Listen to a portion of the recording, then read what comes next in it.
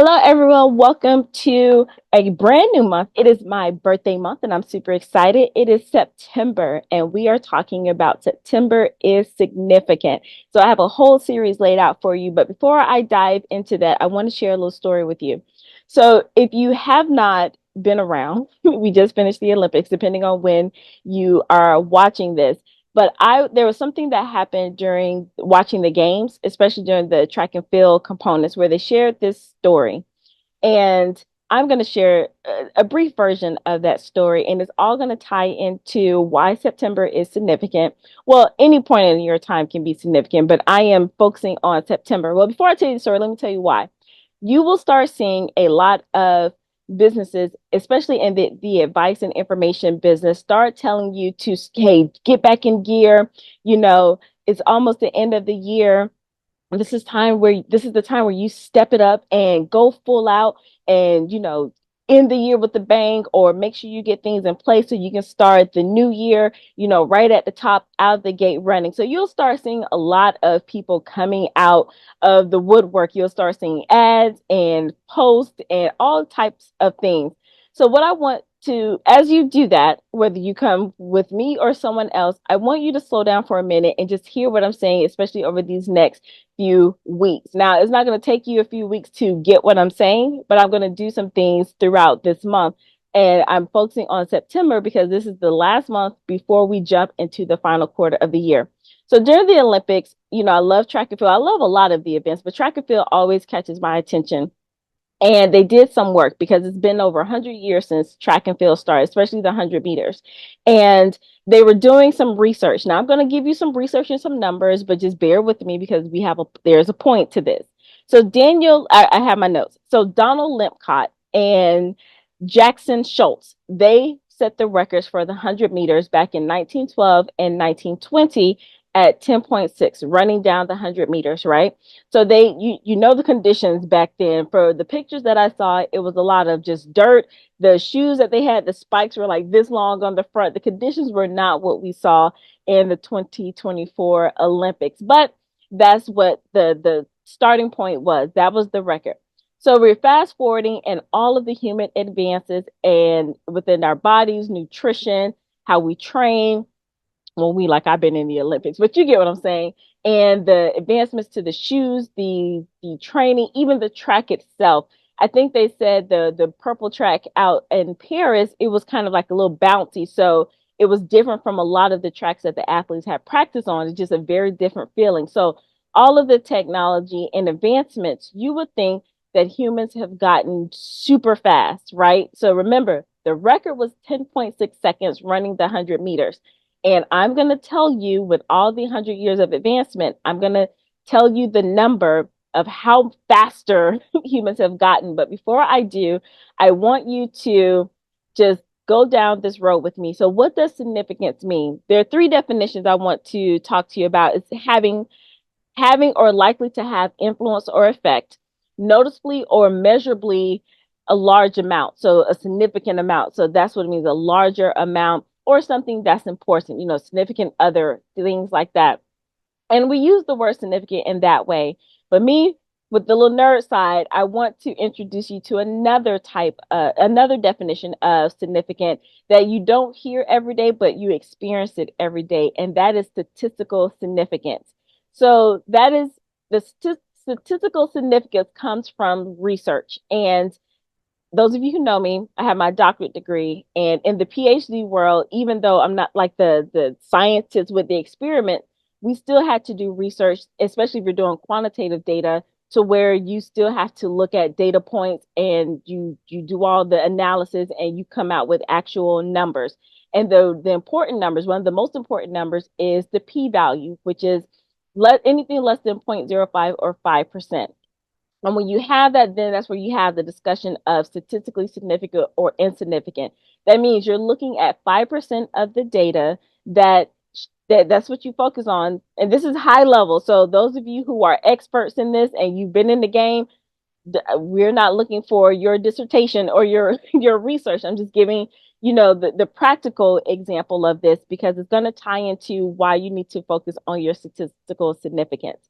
So your data is a lot. It's a lot of data. but you're only looking at 5% of the data, that's going to tell you that either something, the outcome that happened, either happened by chance one time, or is unlikely to happen by chance again, or that's just the way the outcome flows. So that's very high level. So one more time, your p-value, or the which is the probability that the outcome that occurred happened by chance, it was a fluke, or it, like, by chance only, or it does happen by chance, but it keeps happening by chance with all the variables. Very high level.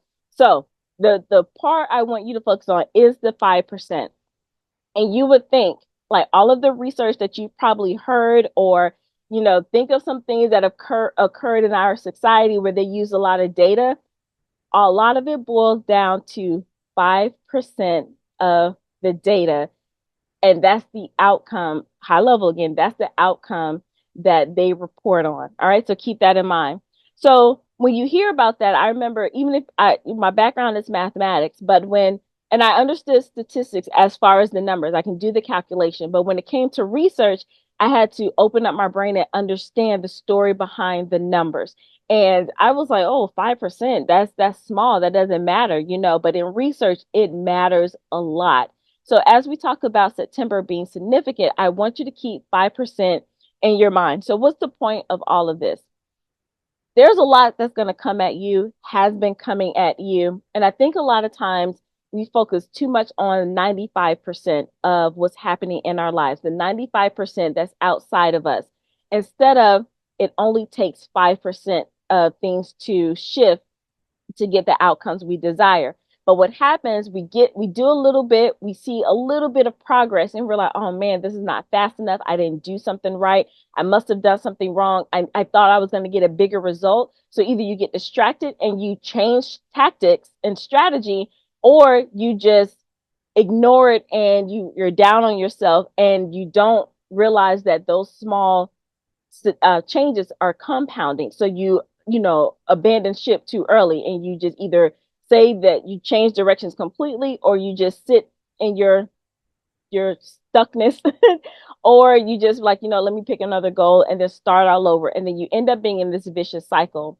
And what I realized, that I was doing this knowing all what I know, I had to go back to my basics. And when I say basics, I mean like my PhD understanding, the world that I lived in longer than pretty much any other world, right?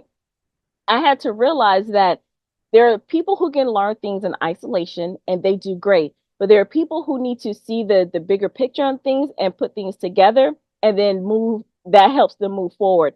And then there are people who can look at the 95% and go, oh yeah, that's me. I can, do whatever I need to do. But then there's a percentage of us who need to refocus on the 5% of the progress that we've been making. And when we dial into those, we will start seeing the massive shifts that we want. We will see the quantum leaps. Now, I think a lot of people, and stay with me because we're getting into why September is significant, or this is the foundation of the series that's going to take place. What happens is, a lot of us are looking at the little small things, and then out in, guru land, we hear, oh, get the quantum leap. You have to have the quantum leap. But this is what people don't realize. And this is what I had to realize. The quantum leap is the outcome. You're focusing on the statistical significance, or the data points that you're putting in place and you're analyzing. Those can be small, and the quantum leap is the outcome, right? So you're not looking for a quantum leap in the things that you're doing. You don't have to don't take this out of context. You don't have to 10x or 20x the things that you're doing. You're tweaking those things that you're doing, so the outcome is exponential. Okay, so stay with me. So all of that, and you're probably saying, like, well, what does that have to do with the whole track and field thing, what I talked about? So y'all, I have my notes because I can go off. So remember when I said that the first record for the 100 meters was 10.6 seconds, right? And it's been over 100 years with the same race and all of the modern technology we have, right? You would think that the speed has decreased. Like, of course, we're faster. We're going to space. We have electronic cars. We got bots doing everything for us. So clearly, we've made a huge amount I'm saying significant in that way, significant amount of progress. But you want to know what? In 2009, Usain Bolt, is it Usain? I said Usain Bolt. He hit the record and he made the new world record at 9.58 seconds. And he's held that record for 15 years. So with all of the advancements, we've only gotten faster as humans, and the elite of the elite who run the 100 meters, we've only gotten faster by 1.02 seconds, 1/200th of a second within over 100 years of advancement in track and field for the 100 meters. Now you might be thinking, like I did, that's it? That's all? And over the years, they've shown a slight decrease every Olympic game, 10.6, 10.5, 9.9, and so forth and so on until we got down to 9.58 seconds. And like I said, that's only 1 second. But this is where the statistical significance idea comes through. Do you know that Usain Bolt is now about, his net worth is about $90 million? Him being just a second faster, a second, 1.02 seconds faster than the world record of 100 meters has given him that much prestige and value and things like that. It didn't take a lot. He didn't run it in 5 seconds. It was just 1 second, something so statistically significant, so small. That percentage is so small, and his results, his outcome is quantum leap from what the original person got, right? Another example of why it matters to focus on the statistical significance side instead of saying, oh, I want to, look at the grand scheme of things. Why it's so important to focus on the micro. And I can't remember which Olympic game, but there was a time where all of the gymnasts were falling off the beam, they were off the vault, falling. They were like, what is the problem? And it was one person that kind of looked and said, something is off. And the bar, I think, was either too low, 5 centimeters. And go find a ruler, go look online, Google how small is five, not 5 inches, 5 centimeters, right? So they had to raise the bar and that threw everybody's game off. Something so small could be the difference between you ending your career and winning a gold medal. Same thing we saw in a few examples in our last games where some of the athletes won gold by tens, hundreds, and thousands of a second. Significant. But what does that have to do with you and what what we will be talking about over this month? It's a lot of data points that you can look into. That's why the self-improvement industry or the coaching industry is a $300 billion industry, and it's probably going to go up even more. And and a lot of people are pushing, like, focus on what you can teach other people and things like that. And you've heard me say that. I had a whole challenge, lead and leverage, and I had a whole virtual expo from resume to reinvention to remarkable, all of that, because this is the age of AI and the expert. And a lot of people are afraid of AI. I think AI is great. We've been operating in AI well before this big boom of AI hit. And a lot of people who are high level experts are saying that there is a window where you better get in, you do whatever you need to do because AI is taking over. But I want to talk to you about the other side. I believe if you focus on your expert, that's the 5% that you can manage, the 5% that you can handle. Let AI take care of the 95%. And what I mean is I've been sitting in a lot of high level mastermind groups and coaching calls, and I've just been in these circles, and they're talking a lot about business and wealth and sales and leads and all of that. But you want to know what they boil it all down to, what happens in your mind.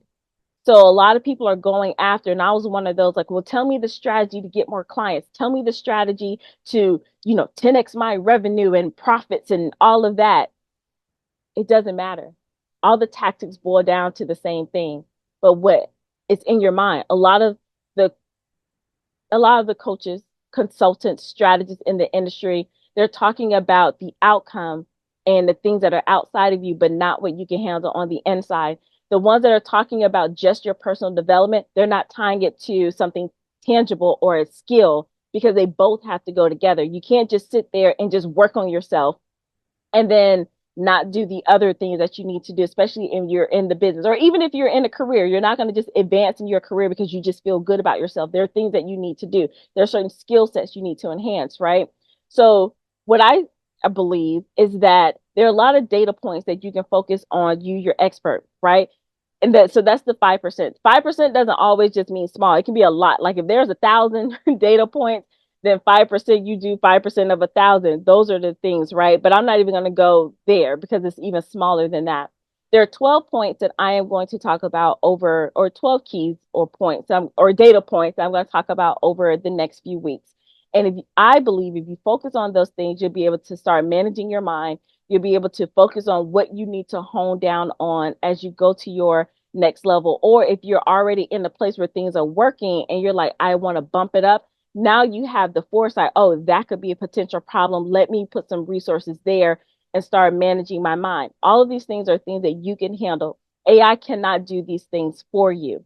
But when you are in a better place, in a position, and you're stable, and I call it personal leadership, and I got that from a coach, and that helped me. And I know sometimes words don't matter to people, but for my brain it does. Cause like I like personal development, but it still felt too intangible for me. And then when I understood it, from another coach as personal leadership, I was like, oh, leadership is at the foundation of wealth creation, business building, career advancement, because you are everywhere you go, right? And you are the ones who you have to deal with, interact, and all the things to the outside, but it comes from you. And we can get into all of that. So, over the next few weeks, I will be going over 12 data points for you to hone in on, to focus on. And I will be inviting you to different opportunities, whether it's going to be workshops or a longer journey with me. So don't be surprised when I say click the link below. Some of them are free, like what we're doing in this series. And then for a next level dive, some of them will be off of the platform and, meet with me, whether it's in person or virtual, either for a few hours, a few days, or for a few months. Okay. So I just want to put that up there so that you will know, because I don't want to leave you with all of this knowledge and information. And then that's just another, oh, that series was good, and you don't do anything with that. So the first thing I want you to do is go to down and register for the 3-hour virtual expo. Now, the live part has ended, but I'm still leaving the pre-recorded part up. You can watch that, and then you can upgrade to the next level attendee, be a VIP, and there's a small fee for that. And it's not just the recordings. You can read about everything that you get from there. But the valuable part is you'll have the opportunity to attend several workshops specifically for that. So there's a form that you will fill out and some things that you want to put in place, almost like I don't even want to say goal setting, but it's like, okay, I have all these thoughts and ideas, and I want to be able to just put them out on paper and pretty much unpick your own brain and organize the knowledge in your head, so you'll have a plan to move forward, to either move forward with me or to whomever you decide to work with.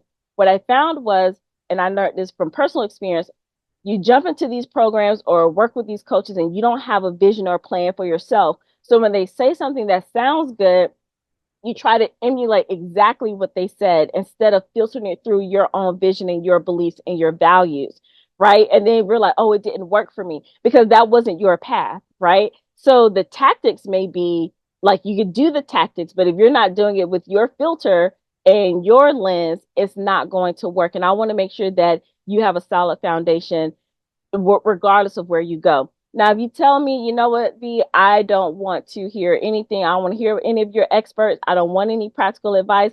I just want to sign up for the workshop. Then your fee is a little higher because, I want to give, a break for the people who actually did my flipped classroom model. They put time in up front. So they should get rewarded and come to, because they already have a foundation. If you choose to skip the foundation, then it is what it is. But I still want you to come. But I would like for you to go through and hear the experts. And that way we'll want to work with some of them.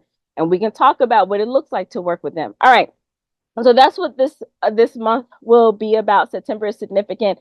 Comment down below what your takeaway was. What is, if I need to clarify anything about statistical significance, not the research part, but why that 5% is so important and how that can literally shift the trajectory of your life, but really get you back on track for what God has already called you to do.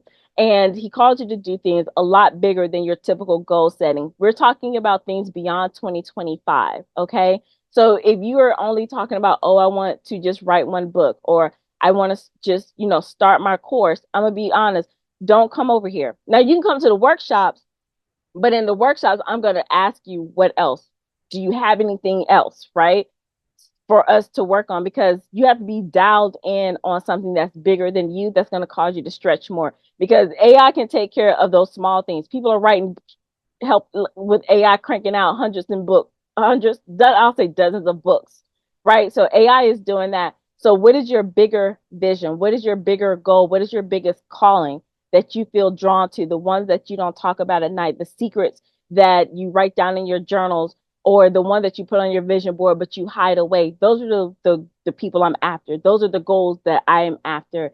And I want to help you to accomplish, because remember, have you seen anything that I talked about before? We're bankrupting the burial plots, meaning I am on a mission to help 1 billion people live a life poured out. And I can't reach a billion on my own. So that's why I need a team of people. And if you can get to the point where you are living at your highest level, your potential becomes reality, you will touch people that I'll never be able to touch. But guess what? Because the way God created us, He put something uniquely in store for you that to do that only you can do. But if you decide not to do, He's going to get the end result anyway. So it may not come out. It's like, okay, well, I would have liked it to come this way, but since you don't want to do it, I'm going to get my end result, and it's just going to bless somebody else, and the people are going to be served regardless. So why not be the one say, you know what, I raise my hand. I'm going to do what I'm led to do. I'm here to do. I'm going to live a life poured out while I'm above ground, so I don't have any regrets when it's time to go below ground. All right, so that's all I have for you today. Thank you so much. Make sure you stay connected, like, comment, and subscribe if you like this vibe. Be sure to share, because we have 12 key data points that we will be tracking, because September is significant. I will see you on the other side. Bye.